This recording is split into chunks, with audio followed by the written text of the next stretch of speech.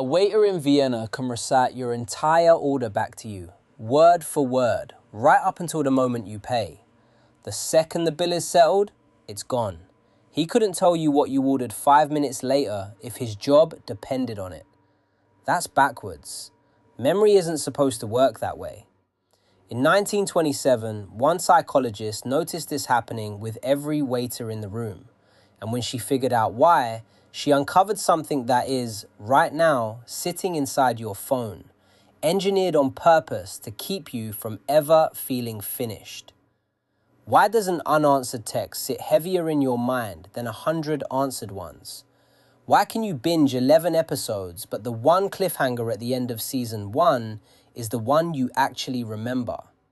This is the Zeigarnik Effect, and once you understand what it's doing inside your head, you'll start noticing who's been using it against you.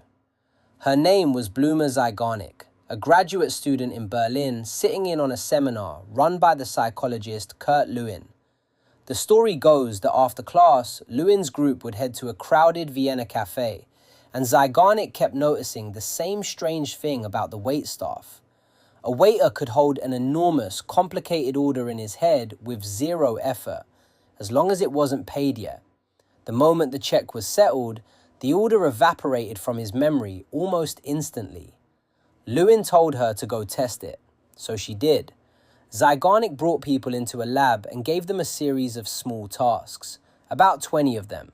Simple things, stringing beads, solving puzzles, building a box out of cardboard. But there was a catch built into the study. For half of the tasks, participants were allowed to finish. For the other half, right as they were making progress, Zeigarnik interrupted them and moved them to the next task before it was done. No explanation, no chance to go back. The task was just left open.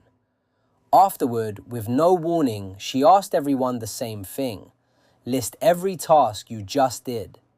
People remembered the interrupted tasks roughly twice as well as the ones they'd completed. Not slightly better, twice. The tasks they'd finished, the ones that should have felt more significant, more effortful, faded fast. But the unfinished ones stayed lodged in memory like something still demanding to be dealt with. Finishing something told the brain it was safe to let go. Interrupting it told the brain the opposite. Zeigarnik called it psychic tension. Today we'd call it an open loop. When you start a task, your brain doesn't just log the information, it opens an active goal. And active goals get flagged as unfinished business, held in working memory on standby. Like a browser tab, your mind refuses to close.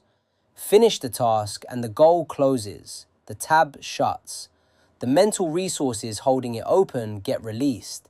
But interrupt it and that tab stays open in the background, quietly pulling a small, constant slice of your attention, whether you're thinking about it on purpose or not. Your brain isn't being dramatic. It's doing exactly what it's built to do. Keep unfinished threats in view. This is why a notification badge, one small red circle with a number on it, can sit in the corner of your eye and pull at you for hours until you clear it. It's why a text that says, "we need to talk," is somehow louder in your head than a text that says, "I love you." It's why you'll read the first 10 pages of a book easily, but the unread chapter sitting on your nightstand is the one you think about at 2 a.m. None of this is a coincidence. None of this is a flaw in you. It's a 98-year-old finding from a Vienna café, still running in the background of your nervous system. And somewhere along the way, someone else read Zeigarnik's paper too. The autoplay countdown at the end of a Netflix episode isn't there to save you a click. It's there to interrupt the closing of the loop before your brain registers the show as finished. The mobile game that gives you a reward on day 7, but only if you don't miss a single day before it, that's not generosity. That's an open loop with a deadline attached. The ... typing indicator that shows up and then disappears without a message arriving? Same trick. An open loop, manufactured on purpose, because a closed loop doesn't bring you back.